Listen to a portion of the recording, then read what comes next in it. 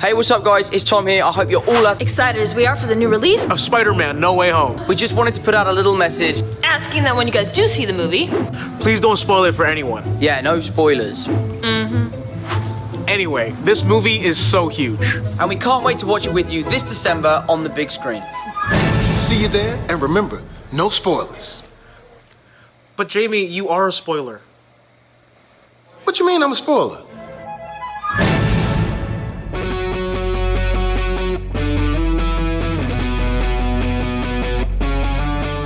And now, from the Emerald City of Seattle, it's the Mike Seibert Radio Podcast. Your home for pop culture, Transformers, independent artists, interviews, Transformers, and stuff and things. Also sometimes Transformers. And now, here he is, the cream that always rises to the top, Mike Seibert. Hey, welcome back to Mike Seibert Radio. I am your host, and in this episode, I am going to pick up where I left off, talking about the Spider-Man No Way Home. This is a full spoiler discussion, so if you have not seen Spider-Man No Way Home and are interested in hearing me kind of give some opinions on the very, very spoilery stuff, nothing will be held back. This is the right place for you.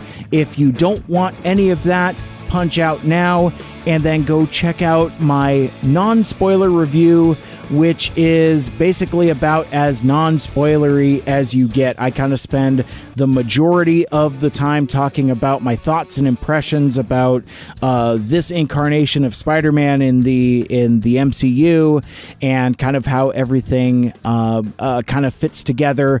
And I kind of give you some overall thoughts and feelings and impressions of what I thought about the movie. So if you're interested in hearing me talk about non-spoiler, go check out that episode. But if you're here for the goods, to get that sweet spoiler candy, then you are in the right place. Also, in the interest of full disclosure, and really this is just kind of like a weird time capsule thing for me, as I had mentioned in the previous episode, which you've already listened to, this is basically just picking up right where I left off. I saved that file, opened up a new one, and started talking again. It is now 11 p.m. on Tuesday, December 14th. I just came from an advanced screening of the movie, so I am recording piping hot takes, basically like straight out the oven, because I know if I go to bed and I kind of let the, I don't know, enthusiasm, inspiration, whatever you want to call it, leave me, then I might not record this episode, or I might not come back to it. So, as I mentioned in the previous episode, I felt a wicked inspiration to just crack the mic right after seeing this movie. So I'm just going to record everything now, and then I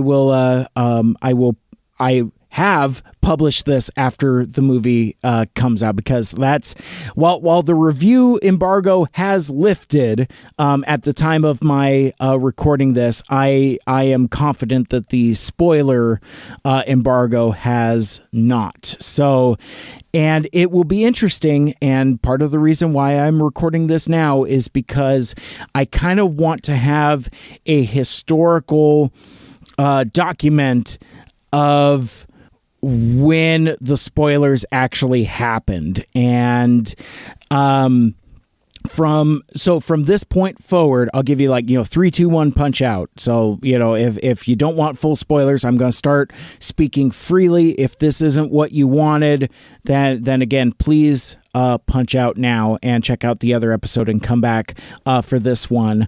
But the first is, I will be interested to see when the levees break and we start seeing confirmation of things that we only speculated about within the trailers and even the development of this movie. I had mentioned in the previous episode, and I know that drives some of you nuts sometimes when it's like, oh hey, in this other episode, but it's just how my brain is organized right now since I'm recording this all at once. But I had mentioned that there was a review in Variety that basically hard spoils the movie. So, and I think that's kind of like the beginning of the cracks. So, basically the review, allegedly spoiler-free review, essentially gives away in the first paragraph that both Andrew Garfield and Tobey Maguire are indeed in this movie. And they do reprise their roles as the Spider-Men. So it's, I don't know, it's at once the best kept secret and the worst kept secret, because the thing to consider when thinking about spoilers for them being in the movie, it's like, are we surprised? Because that's what we basically suspected. In a way, I don't know what I could point to, but in a way, it's almost kind of like what we were promised. Especially when you start seeing the villains of the other movies showing up.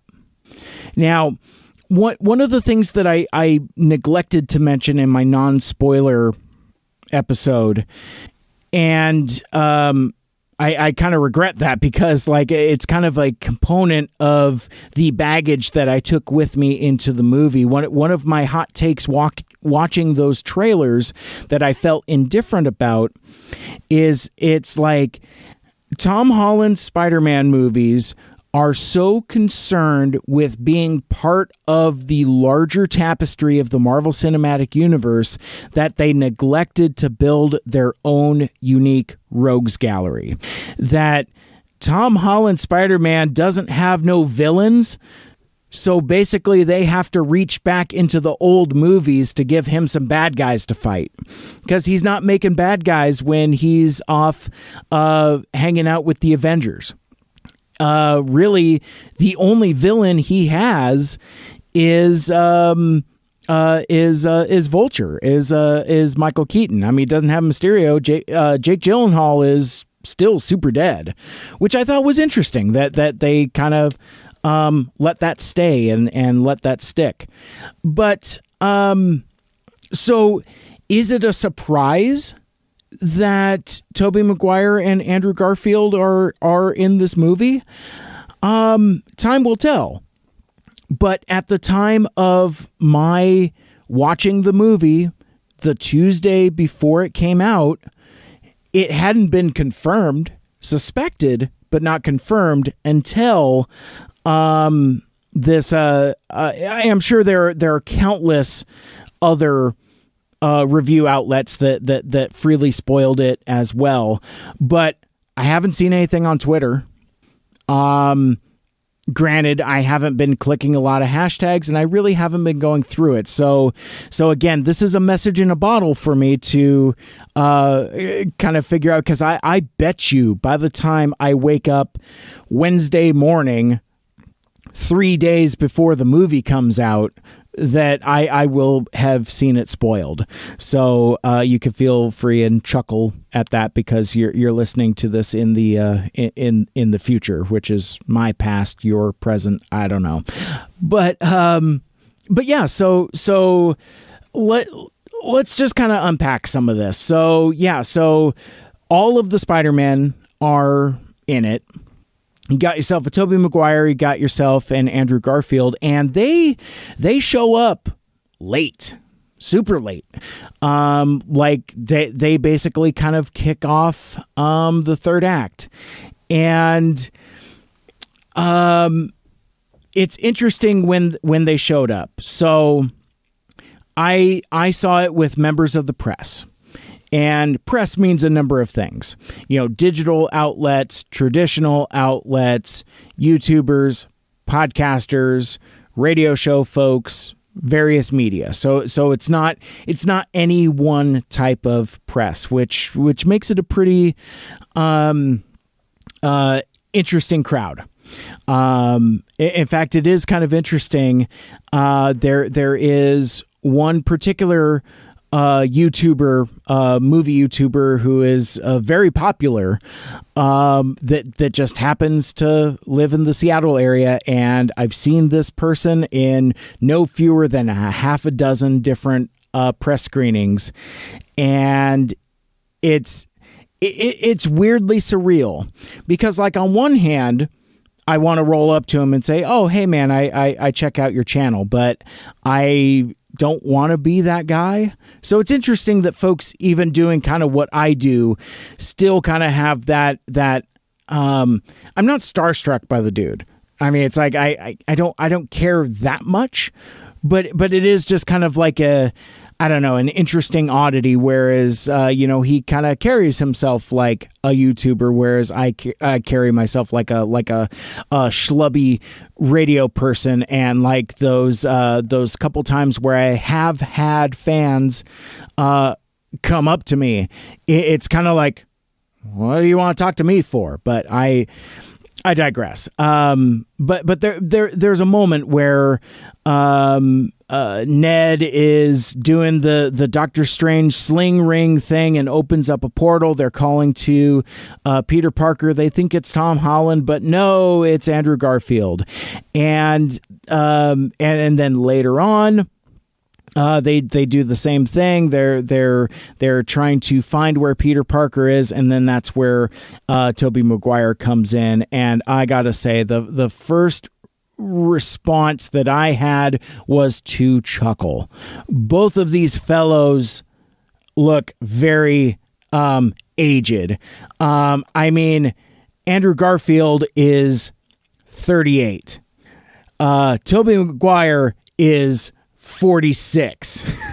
and whereas Tom Holland is 25. I mean, it's like Andrew Garfield comes in with basically like a thick 5 o'clock shadow. Like his 5 o'clock shadow is almost thick as my beard. And Tobey Maguire already looked like he was 45 back in 2002. So dude's just not aging like the fine wine. So, but I will say though that I think that's the moment where things kind of clicked for me and my opinion softened, and I kind of gave myself over to the movie and say, well, oh, hey, so now we're here. You know what? I'm already here at this party. I may as well enjoy myself. It's like, kind of that feeling where it's like, you've had a couple sodas and you're just like, all right, fine, I can loosen up a little bit. That's kind of how I felt about this movie, because I was very uptight. Because like, I don't know if it was because I was trying to decode the movie and try to stay ahead of it, and just not letting myself enjoy it. I'm not specifically sure, but I know I wasn't having a great time with it. My whole attitude is, no, this is fine. It's even with the villains from the other movies, it's jam-packed. And let's talk about the villains and the characters for a few, because basically, I mean, it's in the trailer. You're introduced to Otto Octavius and the Green Goblin right away, like pretty much right off the bat, kind of first act type of stuff. But it isn't until the other characters show up, like Electro and Sandman and the Lizard, that you kind of get a sense of where these characters fit in continuity. And I have questions. It doesn't exactly fit, but more or less what the conceit is these characters are all super dead, apparently, but they were all plucked Free Jack style. That Emilio Estevez movie with Mick Jagger back in the day. Anyway, they were pulled from the moment right before they die. So you get that kind of creates the whole moral quandary for Peter Parker. It's like, Doctor Strange comes up with the spell. I can send these assholes back. But Peter Parker knows that if they go back, they will immediately be killed. And that kind of creates some interesting moral ambiguity for Peter Parker, which, again, one of my criticisms of these Marvel Cinematic Universe Spider-Man movies, this version of Spider-Man doesn't really have to deal with a whole lot. He doesn't really have a whole lot of problems, and a lot of the problems that he has are kind of self-made, and he overcomes them with technology. So it's again this version of Spider-Man hasn't necessarily resonated with me as strongly, but I've talked about that a ton already, so I'm not necessarily going to relitigate that, but the stuff with the Spider-Men is a lot of fun. I think the three actors have a pretty good chemistry, and they have a lot of fun together. And there's a lot of terrific callbacks and references. And one moment that kind of stuck out with me is you see it in the trailer, but you get a kind of it wouldn't be a Spider-Man movie unless Ann MJ gets hucked off the side of a building. In this case, it's Zendaya. But what you see in the trailer is that Tom Holland jumps after her, and he stretches out his hand, and you're wondering if this is going to be a mirror of the Gwen Stacy scene from Amazing Spider-Man 2, where obviously Emma Stone takes the pass there because of what Andrew Garfield does, the choice that he makes. I thought it was pretty cool, actually, when instead of Tom Holland, it's Andrew Garfield who swoops in and rescues MJ, Zendaya, and doing so in a completely different way. He's learned from his mistake. He's like, well, if I web somebody from this height, it'll snap their neck, snap their back, kill them dead. And I liked that Andrew Garfield's Peter Parker, his Spider-Man, kind of got that opportunity to do it right and to do it again. And that's really what this movie is all about. It's a love letter to the Sony Spider-Man movies. Not as much for Into the Spider-Verse as I would like. And again, that gets into some ropey legislation that you can't quite come back from if you're mixing cartoons and live action. So maybe they haven't quite come that far yet, but I do wonder if there'll be opportunity for the reverse now that we've fully established the multiverse. Maybe some of these versions will make their way back into the cartoon or vice versa. Time will tell. But I liked that this movie kind of in a lot of sense righted a lot of wrongs. Like, I mean, starting with Jamie Foxx. That version of Electro in Amazing Spider-Man 2 is awful. The costume design is terrible, and everything was awful about it. So here you get to see Jamie Foxx, who you wanted to see, who is a good actor, who was good casting in a terrible movie. And I think that's kind of what a lot of these things have been. So, like, you know, he doesn't have quite a proper Electro costume, but he looks certainly better than he did in that other movie. And I like that, you know, he's got a hard on for the arc reactor, and he likes that particular type of energy, and he can detect that the energy in this universe is different than the one he comes from. I think that's a pretty cool concept, and I think they kind of brought some justice to that character. Also, I think the stuff they did with Willem Dafoe and Green Goblin, I thought that was pretty cool, in that, like, you know, he still gets to be Dafoe unleashed, and it's kind of cool to see him come back to this role, and that he still kind of got it, and that it's not just a discount Joker impression. But I liked that they addressed one of the main criticisms from that original Tobey Maguire Spider-Man movie, is that suit looks real dumb. That the Power Ranger Green Goblin suit looks dumb. So what do? They get rid of it.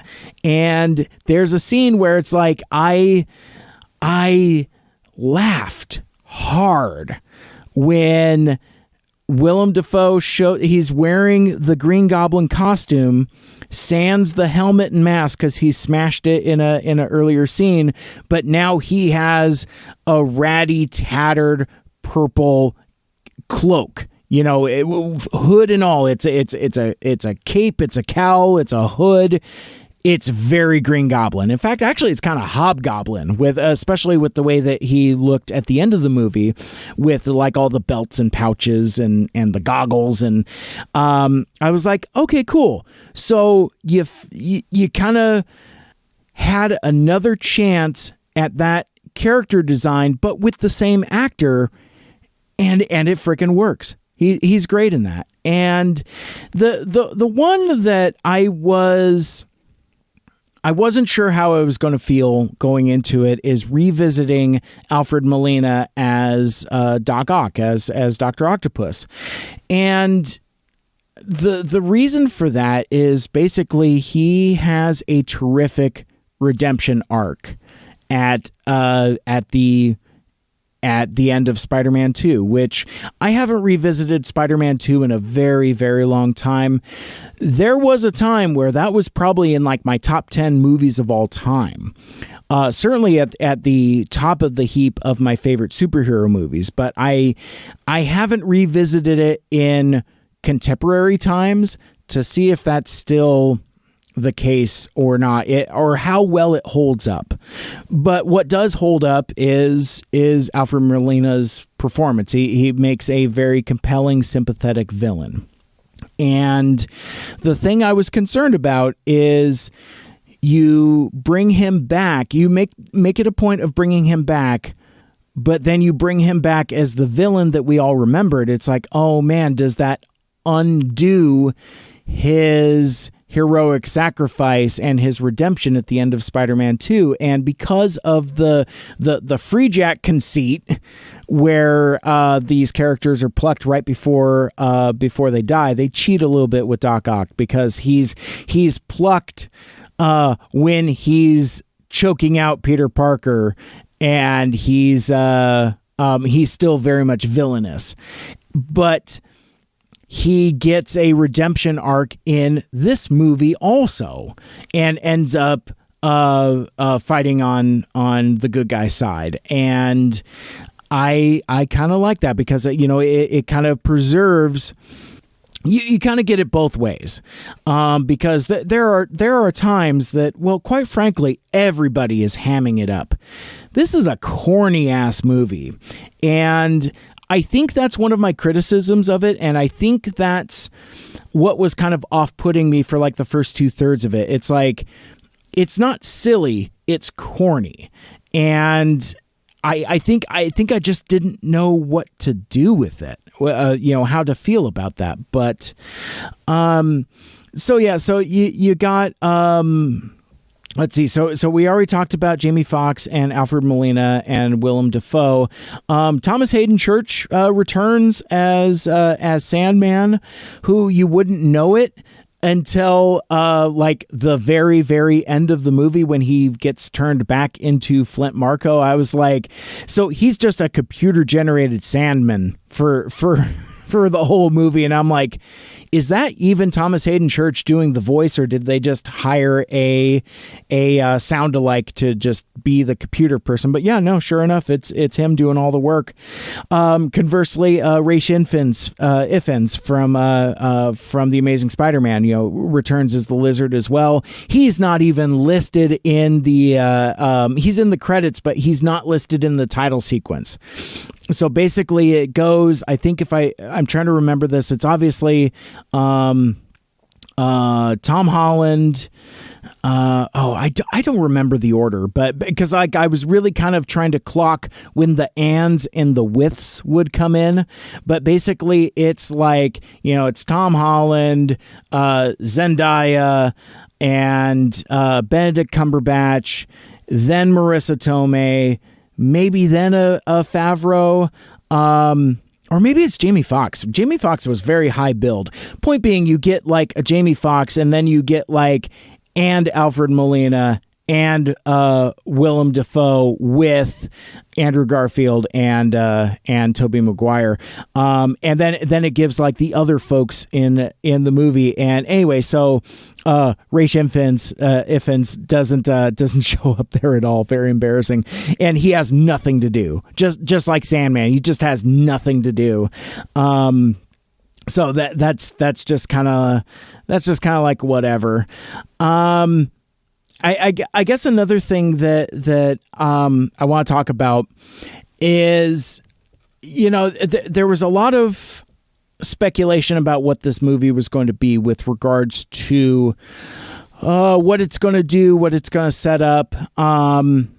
We were back to thinking Mephisto was going to be into it because there was a lot of One More Day vibes, that controversial storyline where basically it's the same thing where Peter Parker makes a deal with the devil, literally Mephisto, to have the world forget who that he's revealed his identity.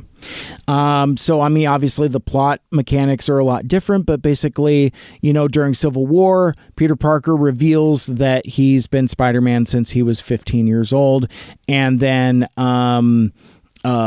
villains come after him. Aunt May is shot. She lives, but basically it's the cost of Peter Parker's identity being out there. And basically this movie picks up immediately where Spider-Man Far From Home picks up at, or leaves off at, with Mysterio having revealed Peter Parker's identity, and with J.K. Simmons doing his very best Alex Jones impression, which I really like. That I like that the Daily Bugle has been recontextualized as InfoWars. Basically, I found that pretty entertaining and a good way to, again, recontextualize that character for a post newspaper era.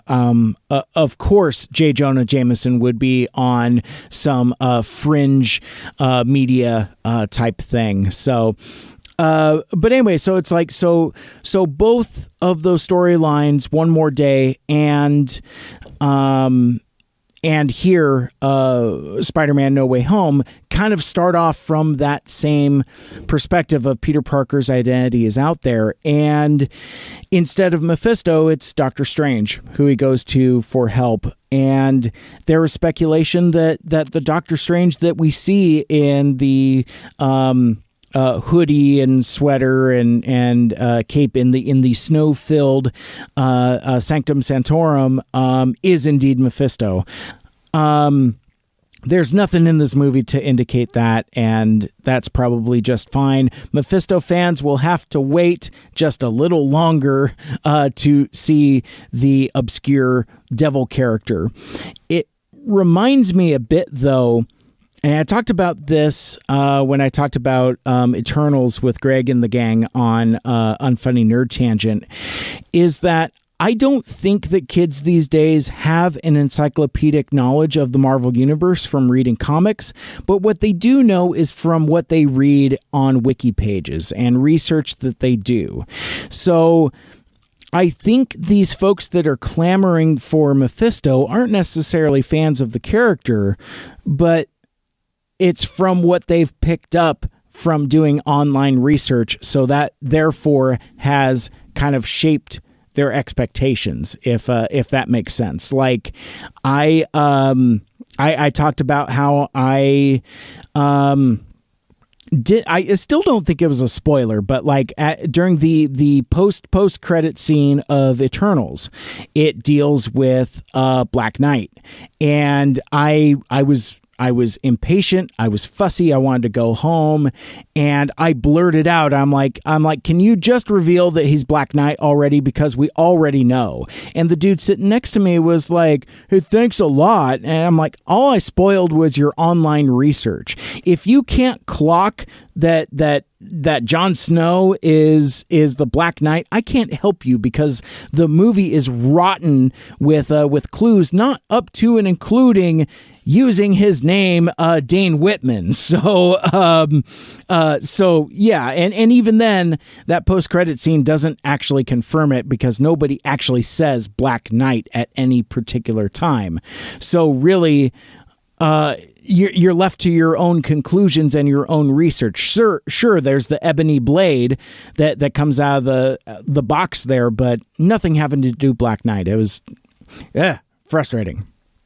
Anyhow, so that's I guess my thoughts on Mephisto. But basically, what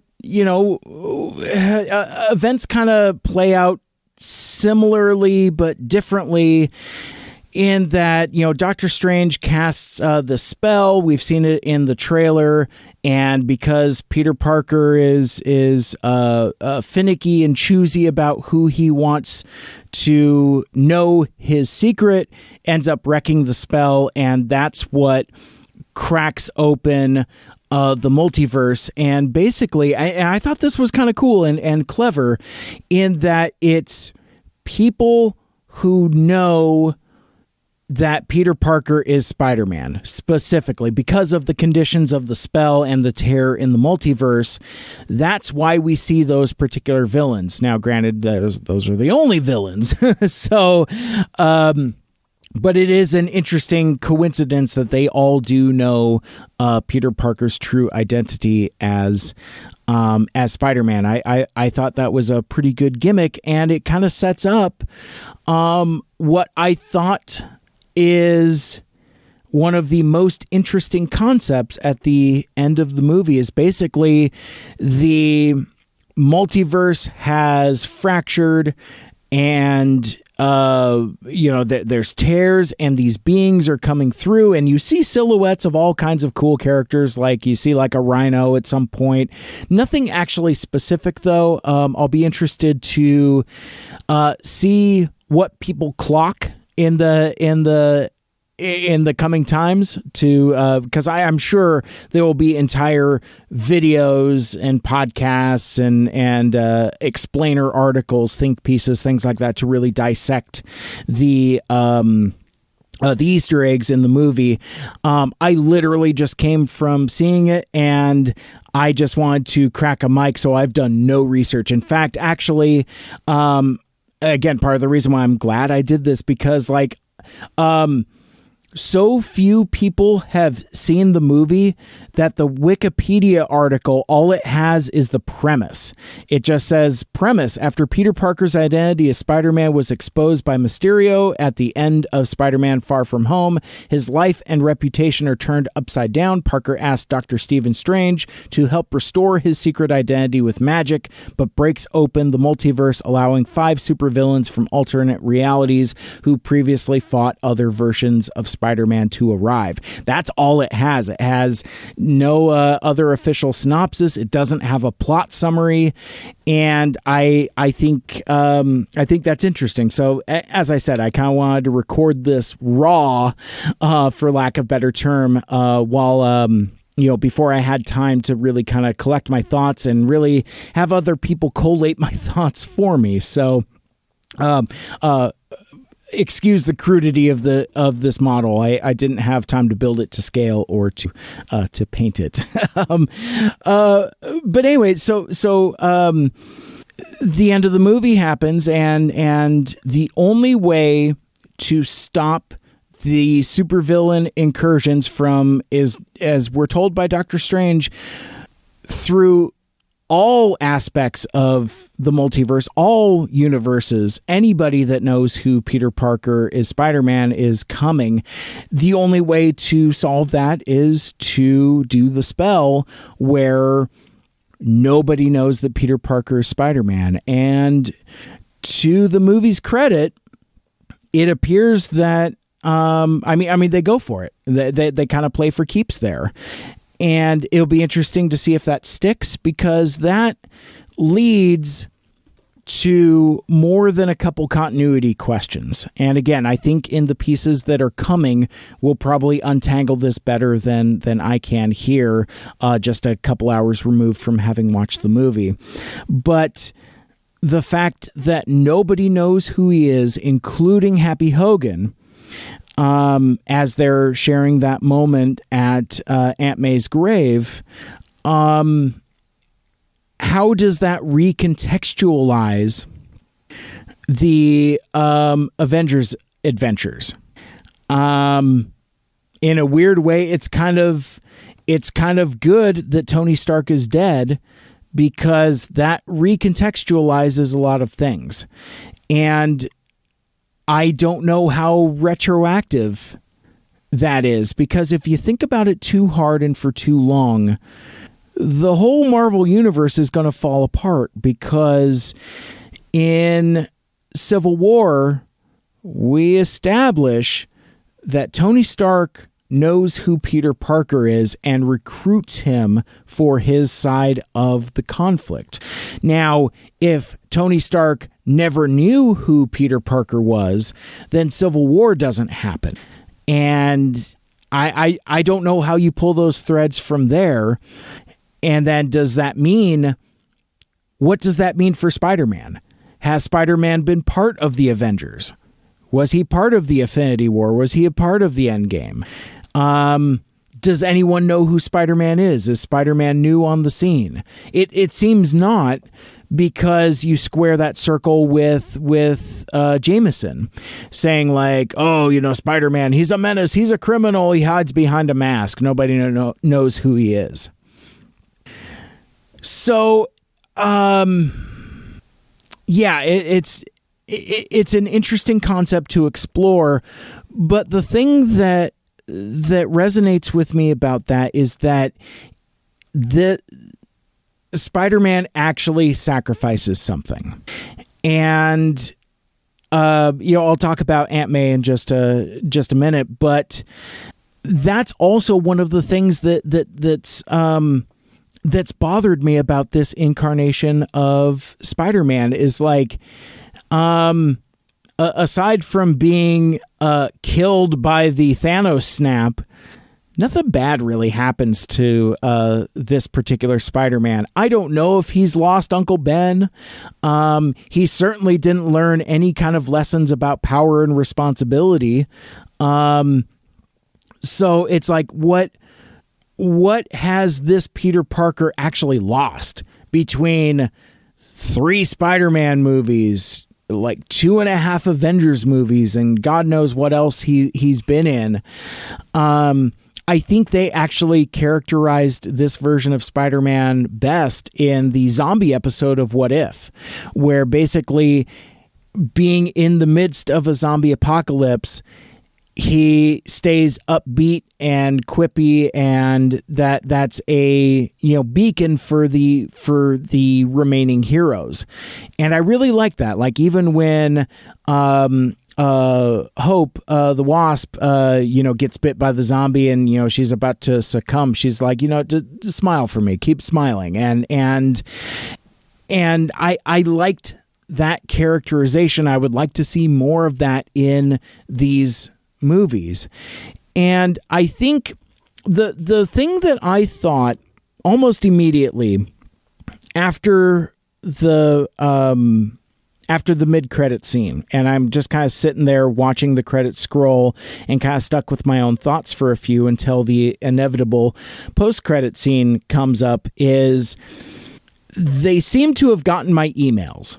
And what I mean by that is this movie feels like it's a response to a lot of the criticisms of not just this last run of the Spider-Man movies, but all of the Spider-Man movies. I talked about how they kind of addressed and fixed the villains, but the thing that's bothered me the most is that this is a Spider-Man that doesn't know anything about power and responsibility, or hasn't learned that hard lesson. This kind of reminds me, in a way, of the Daniel Craig James Bond movies, whereas at the end of each movie, I'm kind of hoping that the origin story ends and we can actually get to him being James Bond. And, side tangent for a sec, that that series never really gets there. It's like you have James Bond as a seasoned rookie, you have James Bond as a still seasoned rookie, and then you have James Bond as old and tired and retired. And basically it has a beginning and an end, but no real middle. The thing that I find very frustrating about the Daniel Craig James Bond movies is that you never really see James Bond in his prime. He's either green or he's old. And and that kind of frustrates me. And that now, having seen Spider-Man No Way Home, that is in a way kind of how I feel about these movies. I didn't realize that that's what we were doing at the time. But basically, these three movies, whether it's, Homecoming, Far From Home, and now No Way Home, it really is kind of like a origin movie in that. So you get to the end of this movie, and he's finally what I would say most of us would recognize as Spider-Man. No more Iron Man suit. He's learned his lesson about power and responsibility, and he's sacrificed. He has that weight on his heart now, but still with the cheerful idealism that makes him Spider-Man. And I am both. I don't know. I don't know how to feel about the Aunt May stuff, because I feel like it's a fridging. I think Aunt May ultimately becomes a women in refrigerators, in that, she is sacrificed to propel the male character's story forward. And basically, she plays the Uncle Ben role because they skipped over the Uncle Ben stuff in this cycle of movies. And again, like I said previously, Spider-Man Homecoming is so much of an anti-origin that it skips over the fundamentals. And, one of the things I say, in my personal life is sure, there are things that are implied, but sometimes you gotta say the words. And it really bothered me that throughout all of those movies up until this one, nobody said with great power comes great responsibility. And that's literally what makes Spider-Man Spider-Man. That's what differentiates him from other characters. It's that knowledge and that burden and acceptance of that burden and responsibility that separates him from other types of characters. So, yeah, so with the Aunt May thing, basically she gets killed off, and I don't know if it's a contract thing. Maybe Marissa Tomei is like, you know what? I've been in 3 of these. I don't want to be in Marvel movies for the entire rest of my life. Can we do something here? It has a very end of contract feel to it. But what it does do is it finally gives Peter Parker, this version of Peter Parker, a true sacrifice. He's finally actually lost something. You could argue that you know the loss of Tony Stark weighed heavily on him, but you know it's like this is family. This is different. So yeah, I mean, I would not have preferred it played out that way, but for the fact that we finally get it, I'll take it. And so when he has the conversation with Tobey Maguire and Andrew Garfield later, and they're talking about power and responsibility, and Tobey Maguire actually finishes the sentence, that actually kind of worked.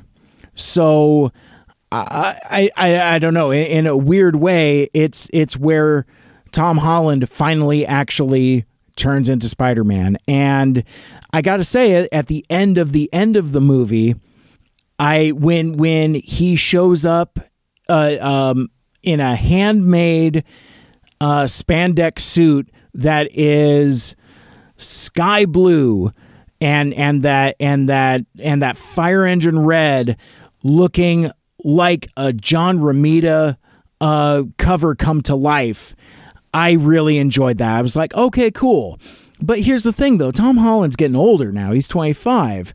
And he said, I don't know if he was joking or not, but he said something to the effect of, like, he doesn't want to continue playing Spider-Man after he's 30. Or that he shouldn't be playing Spider-Man in his 30s. And I kind of agree with that, but it's like, okay, well, finally, this version of the character gets to where you want him to be, and that's it. So it's like, you know, are we going to continue? Are we going to reboot? What's going to happen? But it feels to me, again, like the James Bond thing, where it's just like, finally, this 6-year origin story cycle is over. Let's just get to Spider-Man being Spider-Man. And I don't think we're going to see it. I don't know what the future of the Sony and Marvel deal is. I don't know if it includes more movies. I really couldn't say. I don't know. What else did I want to talk? We got to talk about the Matt Murdock cameo. You know, it was really kind of like, I don't know, kind of weirdly spoiled by Kevin Feige saying that, you know, Charlie Cox will be Matt Murdock as long as he wants to be, or something like that. I don't remember the exact quote, but I saw the movie in a press screening. And I should also add, not only was this a press screening, but this was a press screening with no guests. A little bit behind the curtain, generally when we're invited to press screenings, you get a +1. Sometimes, depending upon the nature of the screening, like sometimes there's press screenings and then there's promotional screenings. So either way, generally, if I talk to the promotions company and say, like, hey man, can I get another +1? More often than not, the answer is yes.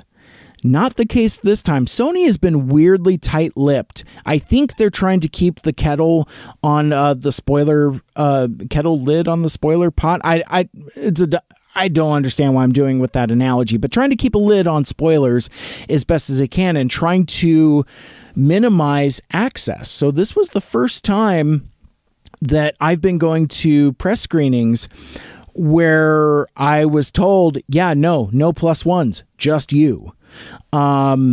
So I thought that was very interesting, but that's important to note because generally within press screenings, it's not like seeing it with, how shall I say, normal people. And what I mean by that is, I've talked about this before, but when you see it with a crowd, you see how they respond to things, laughing at the jokes, gasping at the thrills. Generally in a press screening, you get very, very little of that. This was actually a pretty animated bunch, but when Charlie Cox makes his entrance, and it's a cool entrance. Basically, he walks in from out of frame, and your intro to him is jabbing his walking stick, and it's a loud bang. It's like clack. And as soon as that happened, some dude up in the rafters clocked it, and he's like, yes. and we knew at that point, we knew it was Charlie Cox. And then he there's no reference to him being Daredevil aside from somebody throws a brick through a window and using his daredevilness catches the brick, and it's a really cool moment. Tom Holland asks, he's like, how did you do that? He's like, I'm a really good lawyer. And I really like that. And it's the perfect cameo in that it reaches out and touches the other stuff. I can't think of another time other than when the actor who played Jarvis in the Agent Carter TV show showed up in Avengers Endgame in the 1970s portion with Howard Stark. I can't think of another instance when something from the TV shows has made it to the movies. Generally, the movies affect the shows, but the shows don't affect the movies. That's where you get like this weird divergent path between what the movies were doing and what Marvel's Agents of S.H.I.E.L.D. was doing.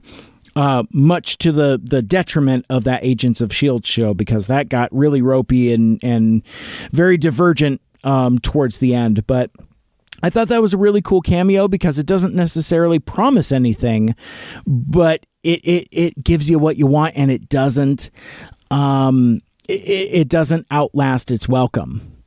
Also, in the speaking of cameos, in the post-credit scene, the mid-credit scene after the titles, you get yourself a Tom Hardy, as Venom, and it raised so many questions because it's like, wait a sec, how can he be here? What is happening? And then you come to find out that it's set at a time before everybody was sent back, and it caps off with him being sent back, not without leaving a parting gift in the form of a single globule of Venom goop. So what does that mean for the future? Is that a way to establish Venom in the MCU? I don't know. Apparently there's something in a post-credit scene from a Venom Let There Be Carnage, but I haven't seen that movie, so I don't know what it is, but apparently there's something there to establish some kind of connectivity with the MCU. I need a Venom movie without Spider-Man as much as I need a Joker movie without Batman, but that's just me. I just thought that was I thought that was interesting. I thought that was a very goofy mid-credit scene. I would have thought even at the time that would have made a better post-credit scene, just based on how much of a nothing whatever it is. But then we get to the post-credit scene, and I mentioned this in the non-spoiler portion, but it reminds me of the post-credit scene of Captain America: The First Avenger, in that, it picks up on Doctor Strange, and we're getting to see the consequences of him dabbling with the multiverse and spells. And somewhere along the way, I'll be interested to see it again, to see at what point it changes from being like a scene to a commercial. Because at one point it becomes a straight up trailer for Doctor Strange and the Multiverse of Madness. You know, he's encountering Wanda, and it's established that it's post WandaVision, and it looks less like a scene than it does like a honest to goodness trailer. The only thing it was missing is a title card that said Doctor Strange in the Multiverse of Madness. Instead, because it's a different movie studio, it does say Doctor Strange will return. So I think that's a way for them to get around that. I'm just really trying to think of other stuff that kind of stuck out. I'm sure there are a million Easter eggs that I'm not talking about here that I either sailed over my head or or just haven't been revealed yet. Again, be on the lookout for those think pieces. But yeah, I mean, again, the movie is fine. It's totally fine. It is better than what I expected.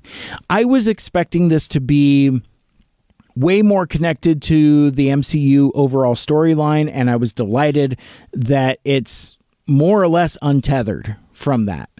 And you could argue, now that I just now thought of this, you could make a thought that now that the spell has been cast and folks have forgotten who Peter Parker is, that's a way to squirrel Spider-Man back out of the MCU and back into the Sony universe kind of by itself.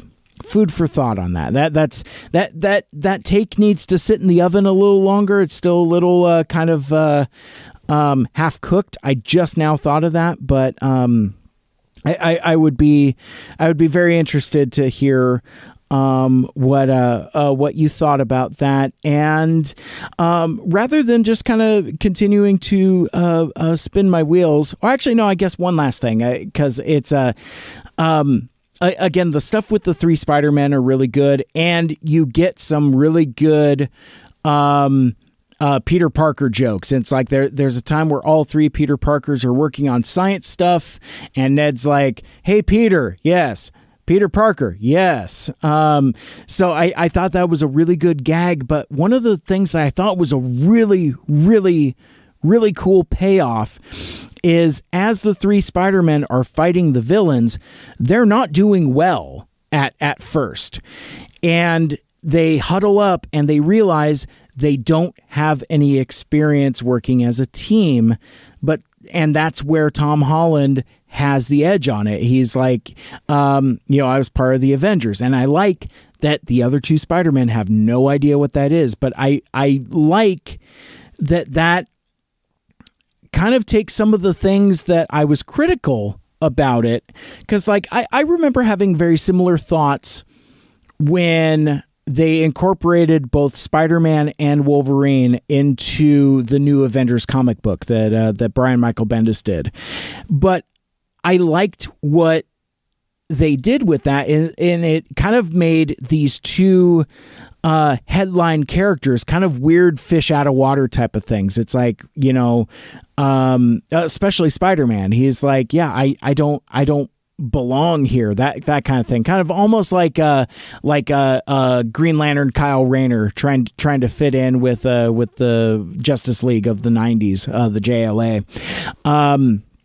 So I liked that it was kind of it's still Tom Holland's movie, and that he uses his experience as being part of a team to bring them all together and to save the day, essentially.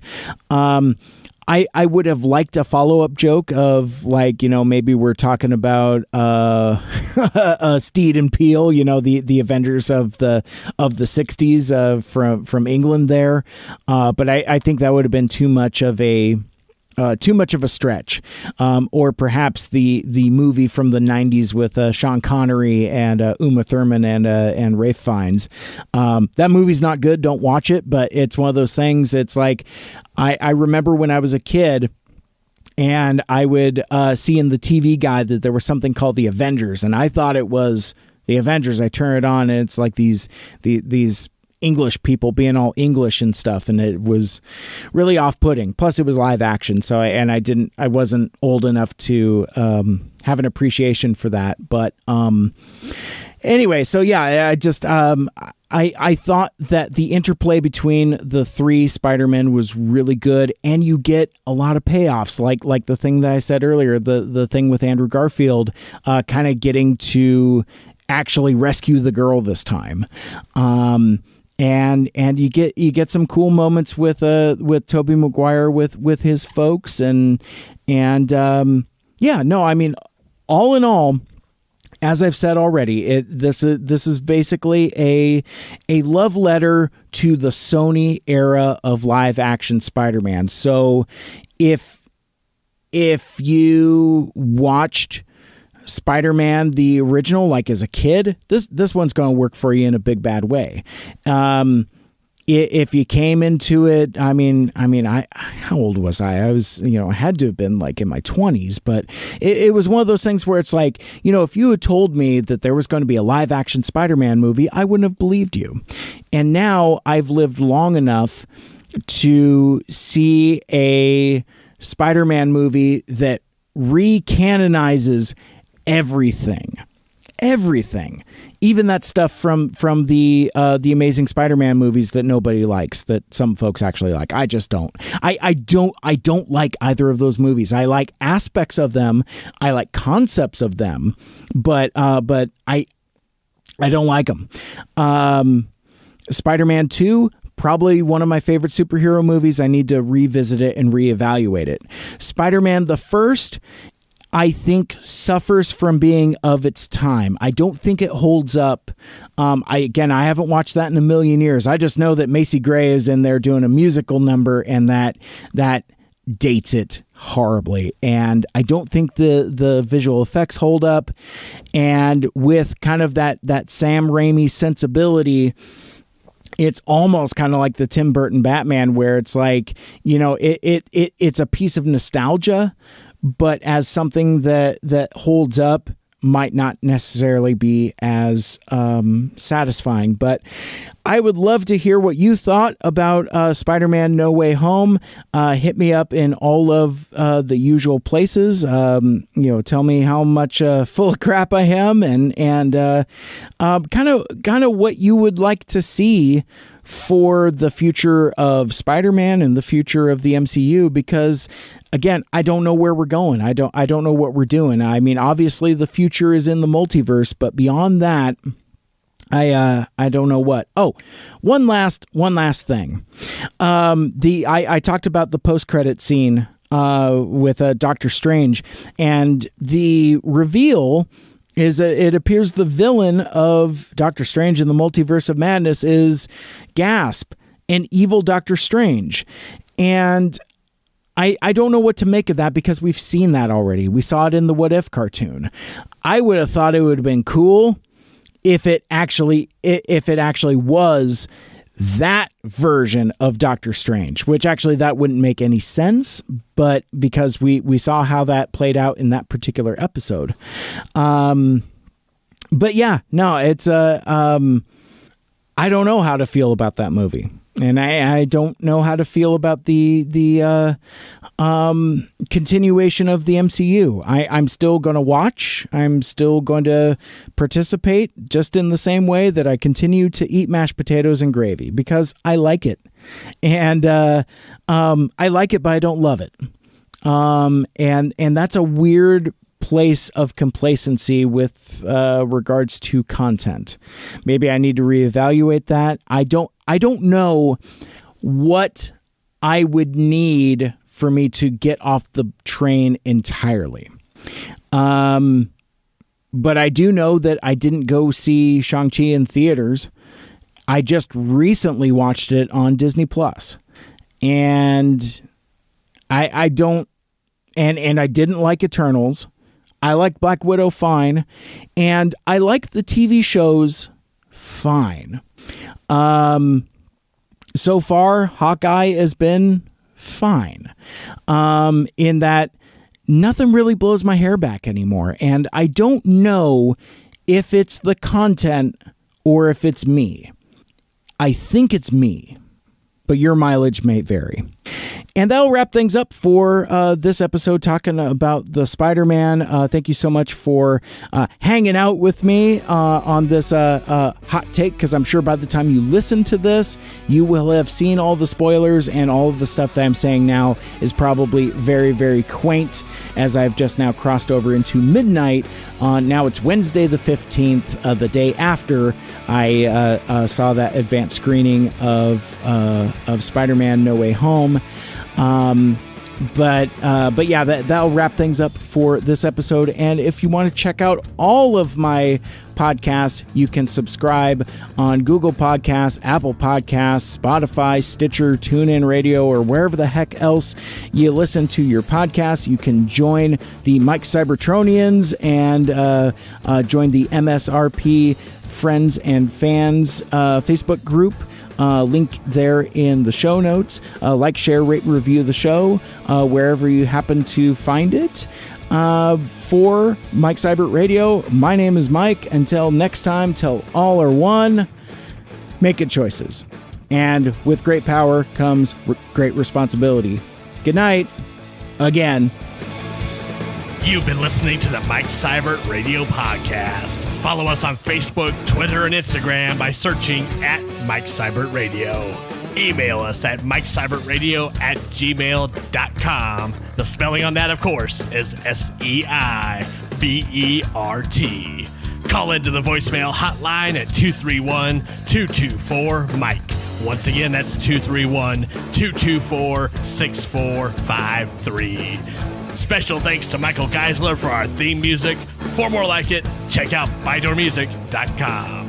This has been a Mike Cybert Radio production.